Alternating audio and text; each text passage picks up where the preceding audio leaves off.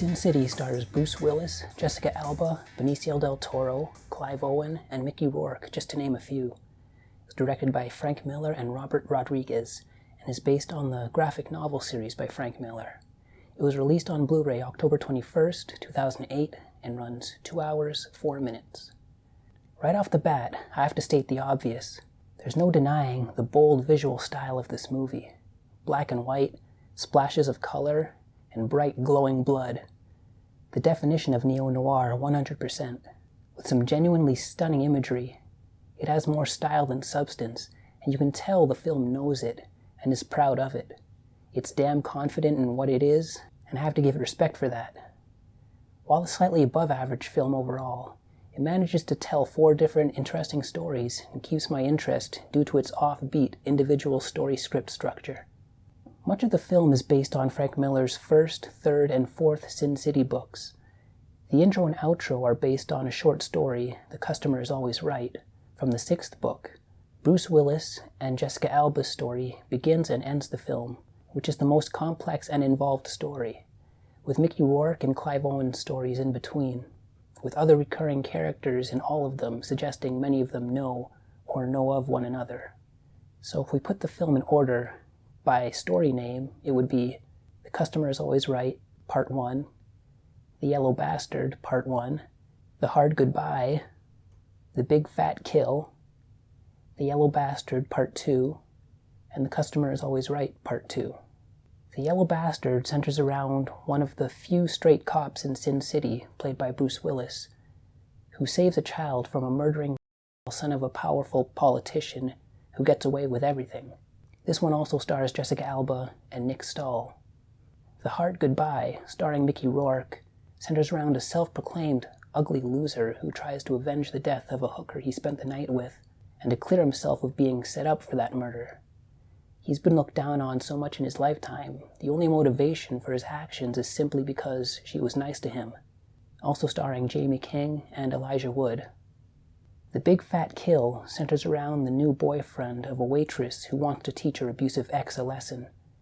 There are lots of twists and turns you may not see coming in this story. This one stars Clive Owen, Benicio del Toro, and Brittany Murphy. The overall tone of the film is very old-time radio detective, with a lot of voiceover of characters explaining their situation or how they feel. The characters seem to be like superheroes, as well as human. They are very strong, yet they can still be killed.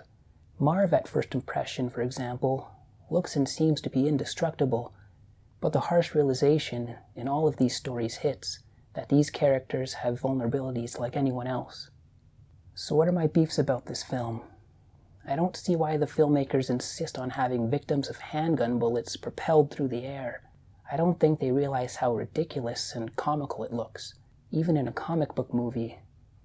If that's the case, then a character in this same movie, barraged with submachine gun fire, should have been sent to the moon, propelled into orbit.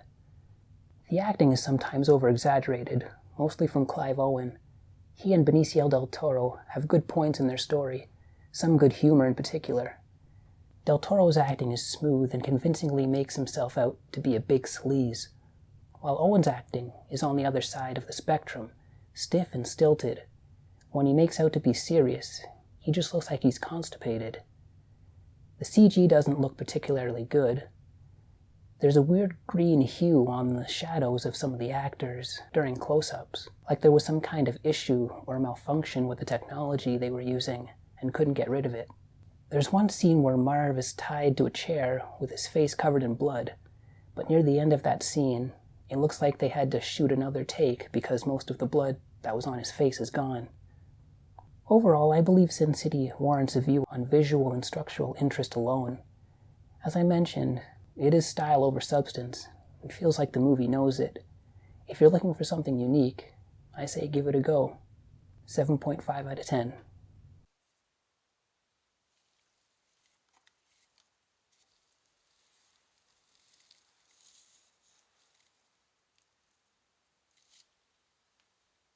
An amazing cast of big screen favorites is directed by Robert Rodriguez, Frank Miller, and special guest director Quentin Tarantino in this acclaimed and visually stunning hit, straight from the pages of Miller's hip series of Sin City graphic novels.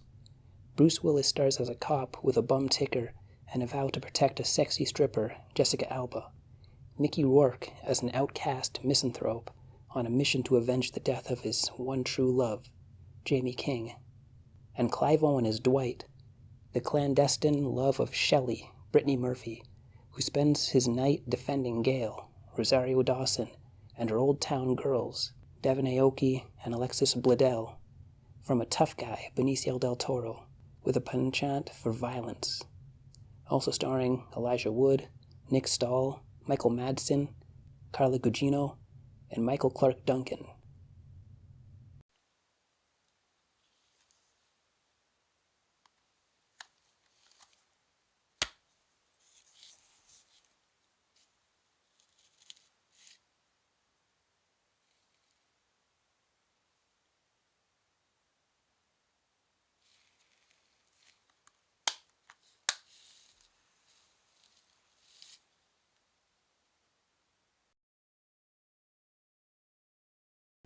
Power don't come from a badge or a gun. Power comes from lying. Lying big and getting the whole damn world to play along with you. Once you got everybody agreeing with what they know in their hearts ain't true, you got them by the balls.